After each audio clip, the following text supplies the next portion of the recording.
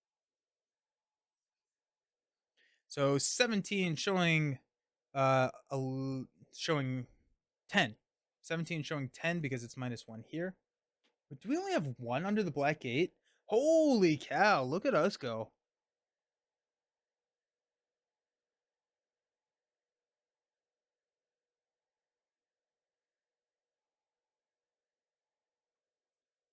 Are we just dunk? I'm not going to say anything. Never mind. Hold on. We got a foundations. Okay. So that is 13. We are requesting for 17. Making sure the camera is fine. Still pretty hot. Just overheats. So 17 showing 13. 4 goes here. Leader of men does trigger. We get 1 money here. Okay. We will engage the Oliphant, which will exhaust our Westfold Outriders. We're going to defend against the first Oliphant, which is the defended or it makes an additional attack after this one. Let's go ahead and spend 1 to play. Nope, we're not going to play Hasty Stroke on that. We're going to let it make another attack. Unexpected Courage. Discard 1 random card from your hand. Okay. We have 5. Roll the 6. The 5 is a test of will. That's probably the one I didn't want to lose the most. That's fine. Okay.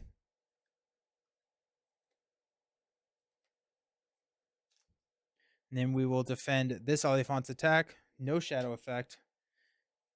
Dude, Baragon's a beast. Baragon just defended 3 Oliphant attacks. It's pretty hype. We'll go Glorfindel to throw 6 more damage here. And yeah, there you go.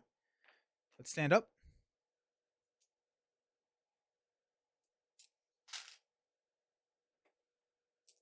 Yeah. I'm trying to imagine what that would look like, right? Increase our threat to 31. We do want Sam, so we'll go ahead and draw. Let's pass out some money.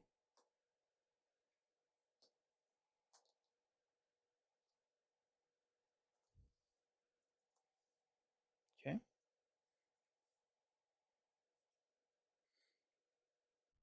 Okay. All right. Let's Stargazer. We've got Knight, Hasty Stroke, Elven Light, Light of Valinor, and a Brace of Cone. Yes. Yes, yes, yes, yes, yes. That's what we want. That is what the doctor ordered. Let's go with Knights of the Swan, Brace, Knight of the Swan, Hasty Stroke, Elven Light, then Light of Valinor. Let's spend 1 to play Sam. Let us spend 1 to grab or to play Elven Light from our hand to grab Brace. Then we are going to discard Elven Light to get a money using Arwen's ability.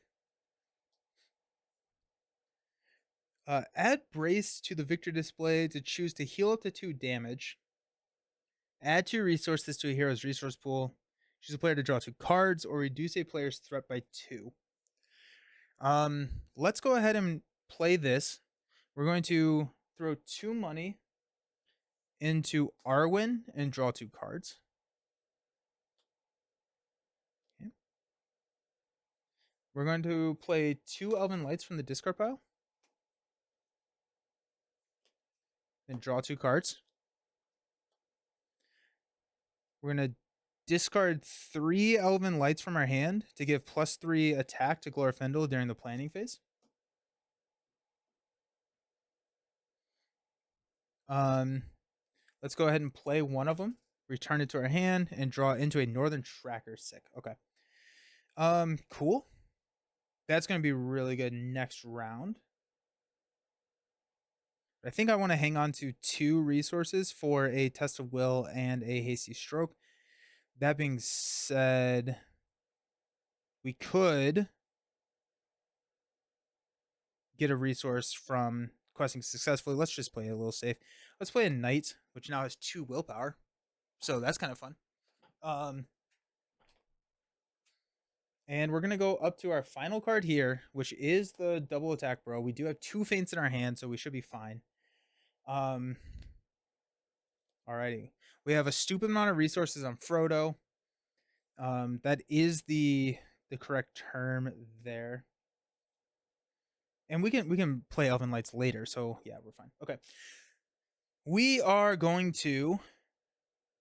looking at 9, 12, 13. Let's quest. We're going to go 1 place does not complete, so 2.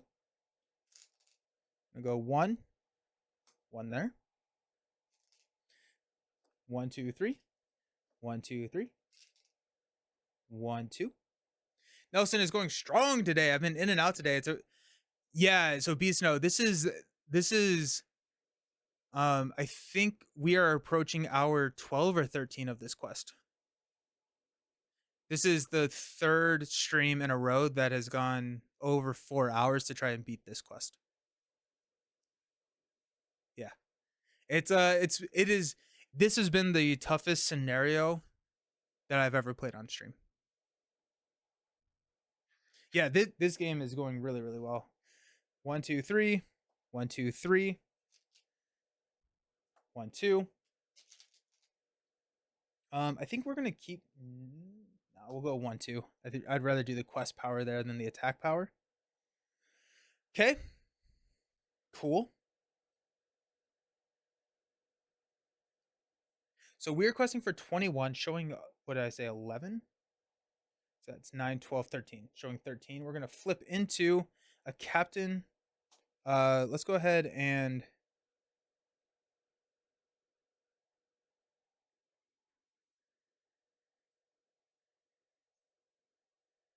okay. I think I let one of these go. We're only at 1 under the black gate. 25 tries for Nelson means about 100 for me. Have I played this tougher scenario off stream? I don't know.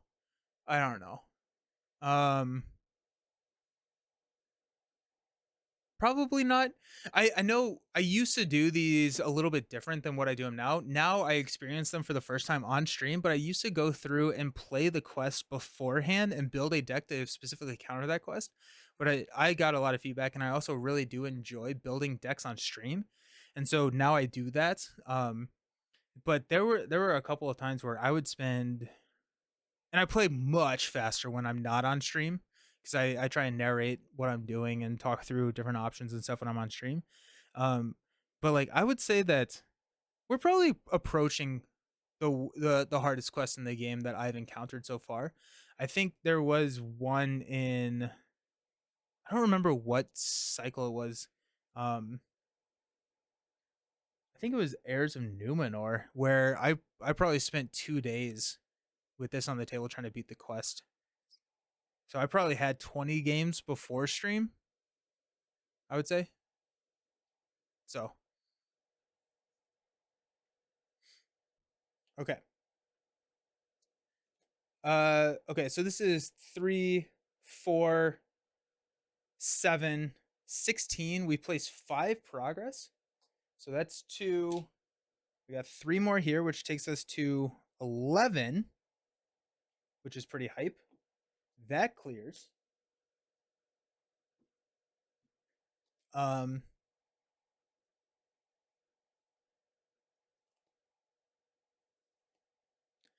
gonna go ahead and lose the captain or engage the captain later. I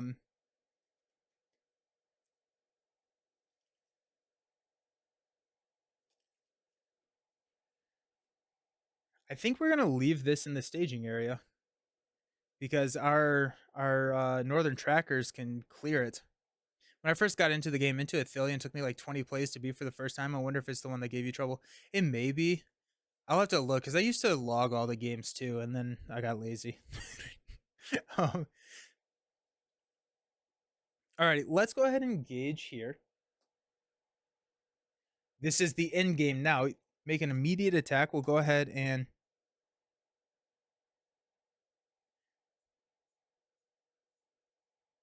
yeah, we'll defend for 4, or defend for 6.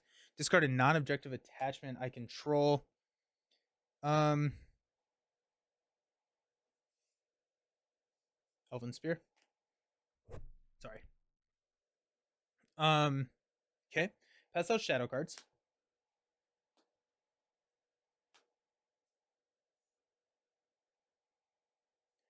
Let's go ahead and defend against this attack for 4. No shadow effect. We will defend against this guy for 6. Discard 1 random card from your hand. I'm going to hasty stroke that. We're not going to do that. I don't care about any of these cards, really. I think a Test of Will is pretty brutal, but I think we'll be fine. That's a pretty low percentage chance, so let's just save the money and not hasty stroke that.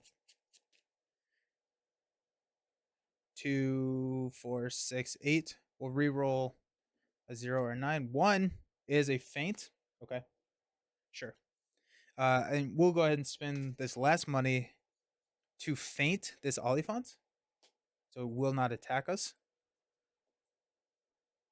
Oh, it would have made an additional attack. That's a fun feint. That's a really satisfying feint. Okay. Now it's our turn to attack. Unleash the power. We'll go ahead and use Glorfindel to take out this Oliphant. We're about to shuffle the deck, which actually is a really scary idea. I didn't think about that. We're putting all of them back in. Oof. Okay. We're going to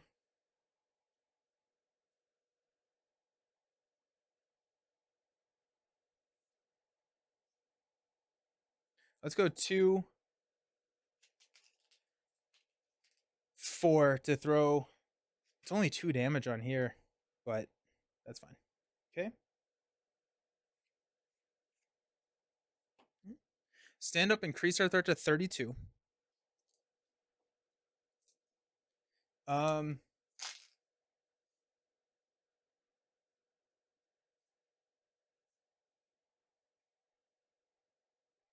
to think if I want to lose this guy.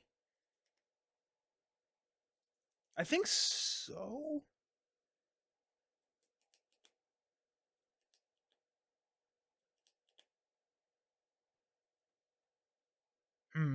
That's interesting. I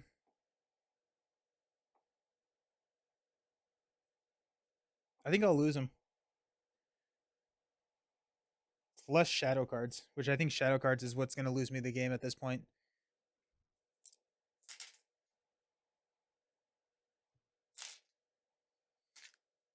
Went up to 32. We'll draw into a Trollshall Scout. We will pass out some money.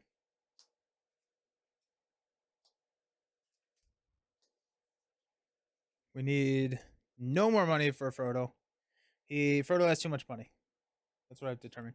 We'll discard Elven Light. We'll play Elven Light to draw. Oh, wait, no. Before we do that, hold on. We'll discard Elven Light to get a money. Let's Stargazer. Light of Valinor. Galadriel's Greeting. There's the Gandalf. There's an Outrider. And a Galadriel's Greeting. We're definitely going to take the Gandalf. I think we'll take the Outrider, then the Greetings. A Gandalf dunk could kill here, and then we could discard the Outrider to engage there. I think that's the play. I think I'd rather do that, and we can get rid of. I think I'm comfortable with 2 enemies. 3 enemies gets a little scary. So yeah, let's go ahead and spend 1 to play Elven Light from our discard pile, grab a Gandalf. We'll spend all of them from Frodo to play Gandalf. Um,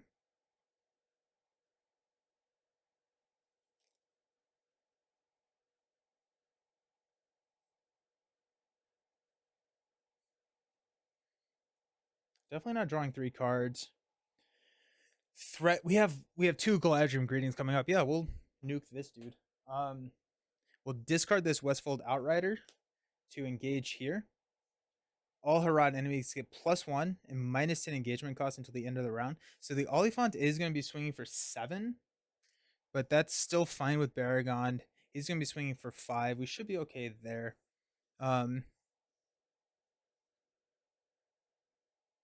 I think, there. Let's go ahead and play Elven Light from the discard pile. And then we will draw the Outrider. Let's go ahead and I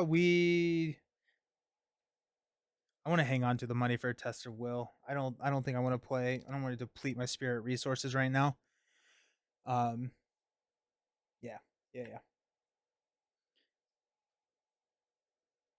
Okay. Once we have 20 threat or 20 progress, we can then travel here. And then once we clear this, which has 9 progress points, which I guess we can take those off, that's 9, we win the game. So if we can push to 20, we'll travel there. And then if we can clear it, that's good. Which is, yeah. Okay.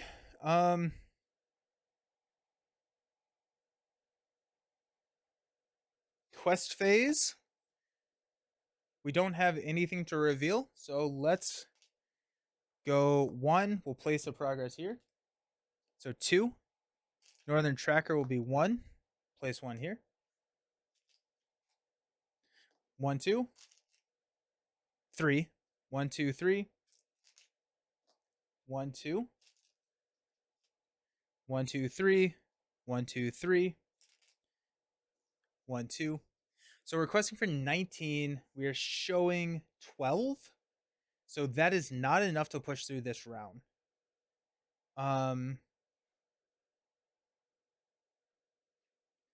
We could go with Gandalf, but I think I would rather have.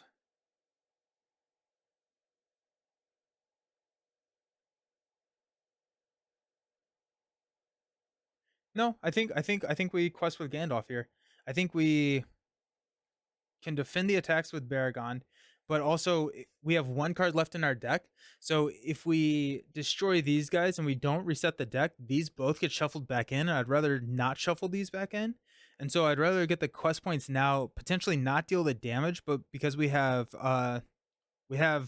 damage kind of figured out. So let's quest with Gandalf. 1, 2, 3, 4. So that is 23, showing 12. That feels pretty good. We have Knights of the Swan, which is going to be 1,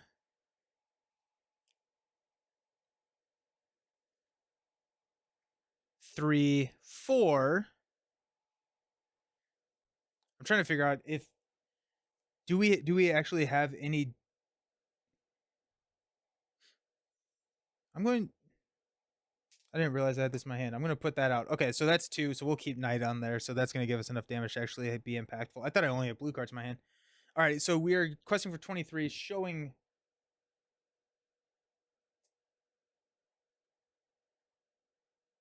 Oh wait, this automatically resets, I think. 9, 12. Man of her rod.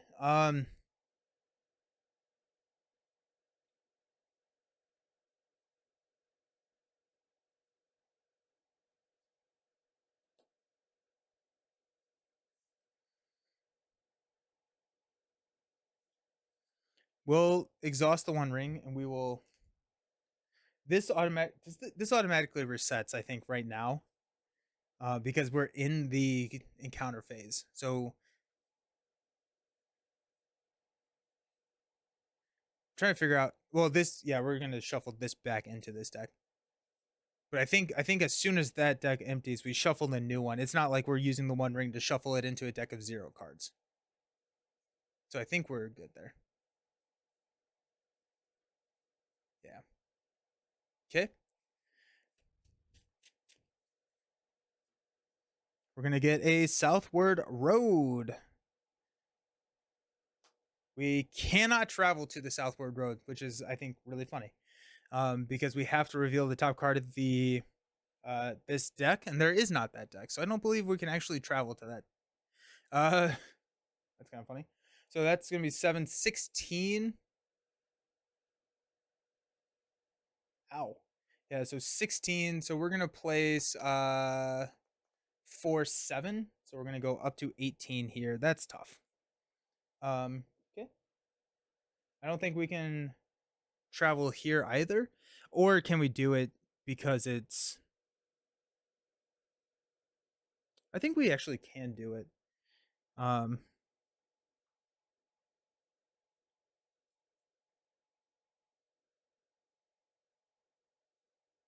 yeah, I travel. I think we can travel. If someone tells me otherwise, let me know. But I'm pretty sure it's not a cost. If you can't do it, it's not like you're just locked out of traveling there, right? I think.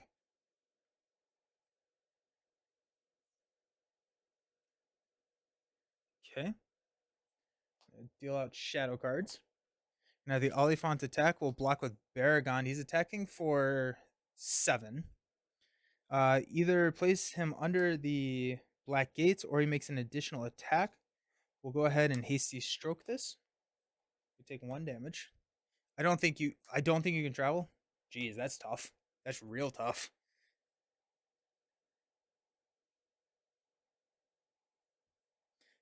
If we lose the game because of that, I'm gonna be very upset.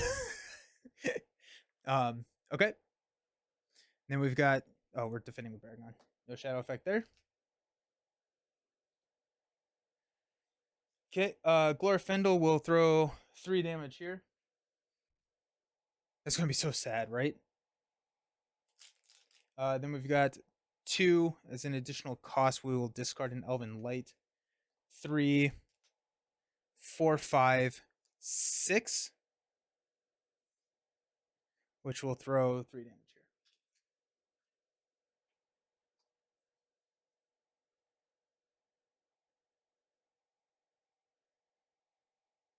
here. Okay. I don't think it will matter, but I could see us getting location locked. But we have a lot of threat reduction. I think we'll be fine. I think we'll be fine. I just, it'd be a very frustrating loss condition. Okay. We'll stand up, increase our threat.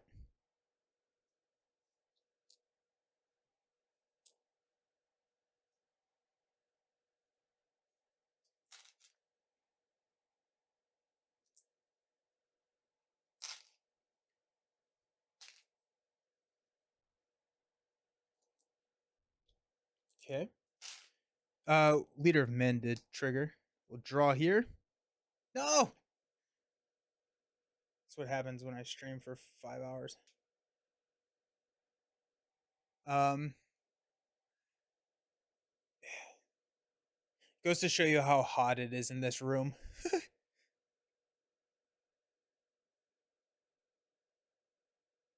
Camera is tired. Yeah.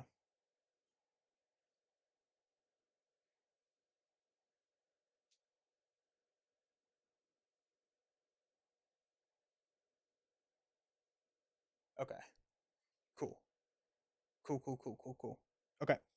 Let's pass out some money.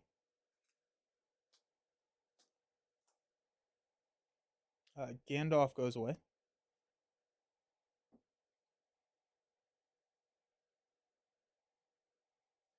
Let's discard Elven Light from our hand to get a money here.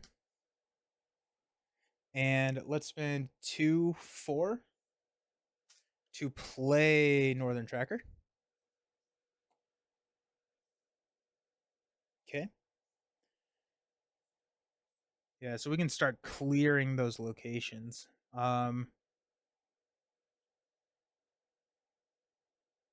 have a test of will, a hasty stroke in hand, which we have money for. Um,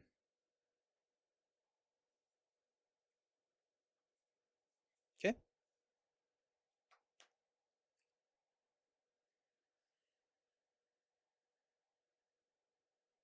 Let's go ahead and Stargazer. Light of Eleanor, greeting. Gandalf, nice. Council, and a greeting.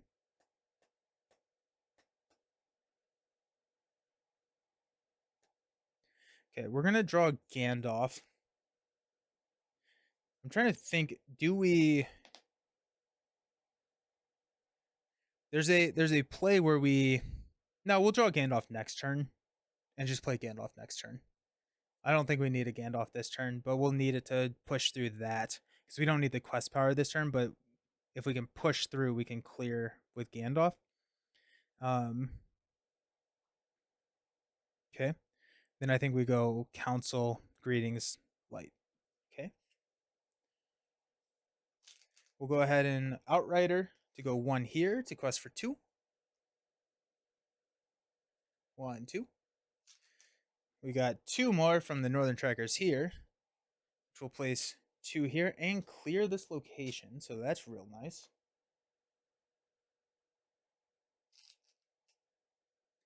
So we are showing 13. Go 1, 2, 3. 1, 2, 3. 1, 2.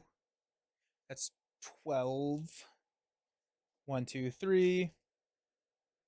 1, 2, 3. That's 18. 1, 2. So that's 20. And we're showing 13. We'll flip into Haradrim Soldier, who's going to attack multiple times.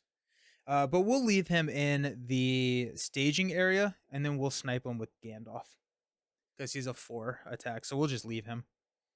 Okay.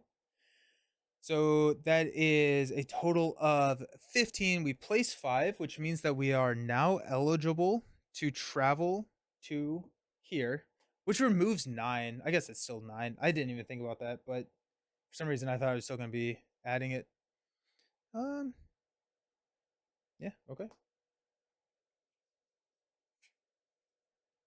Alrighty. We have got some attacks coming in at us. We don't have any cancels, but we will go ahead and block the Oliphant. Place him under the Black Gate, or he makes an additional attack. We will. Oh, we did quest successfully.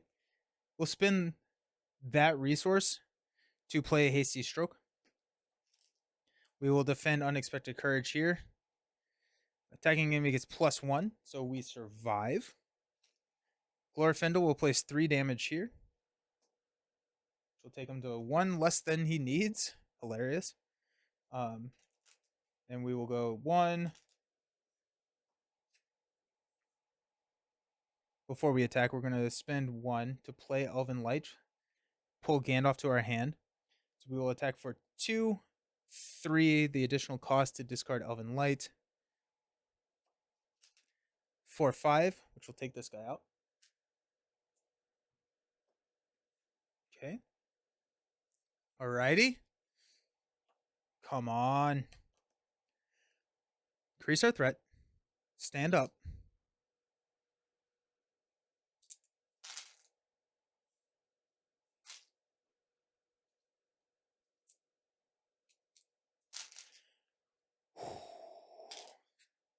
Draw Elrond's Council. Pass out some money.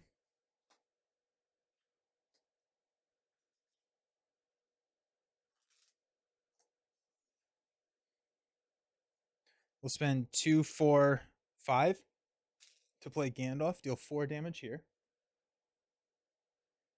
I think we should be fine. We have a Test of Will in hand.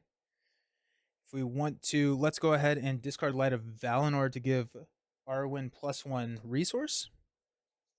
We can spend 3 to play the Outrider. Early to tell, but looks like a win. We do have the Test of Will. We have a Frodo. We have Elrond's Council. Let's go ahead and play Elrond's Council. Reduce our threat by 1, 2, 3. We'll give Glorfindel +1. So let's go 1, 2, 3, 4. Let's go Outrider for 1, 2. That takes 5 to clear. Okay. We'll go 1. That clears here. That's 7. 1, 2, 3, 4. 1, 2. 1, 2, 3. 1, 2, 3. 1, 2, 3. 1, 2. Alrighty, so we're showing 0, requesting for 24. I'm going to flip into a 2. 22 progress gets placed there. That is game. Now, I'm fairly certain that it's impossible to lose because there's only 1 enemy under the Black Gate, and most any encounter card would put 1 enemy under it. Yeah. That is very satisfying at that point. To finish that, to finally have a victory under the belt. There's a lot of iterations that we went through. Felt very collaborative in the deck building. I think, yeah, it was good stuff. Thank you. Yeah, I like the dual sphere here. I think whoever suggested that, it may have been me actually. I like that.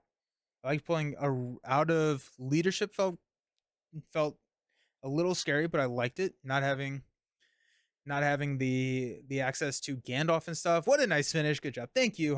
Huzzah. GG. Hey, Starry. Yeah, thank you. Stargazer and the additional light was clutch. I agree. John. Yeah. Starry